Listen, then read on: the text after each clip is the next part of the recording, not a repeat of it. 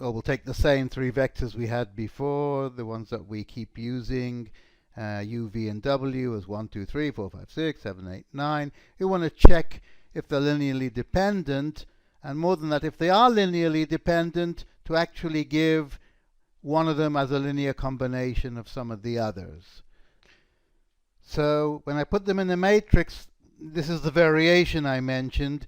This part, 1, 2, 3, 4, 5, 6, 7, 8, 9 are the vectors arranged, but I actually take an augmented matrix, which means I have an extra bit, and here I put u, v, and w, just the symbols, the names for the three vectors in this case. And then we get started on the row operations to bring to echelon form. So what we want to do is subtract 4 times this row from this row, 7 times this row from this row. This is the description of the row operations. And this is the result. And notice I don't just work on the numbers, but also on u, v, w. So that, for example, here, when I subtracted 7 times first row from third row, 7 times this from this gives us w minus 7u.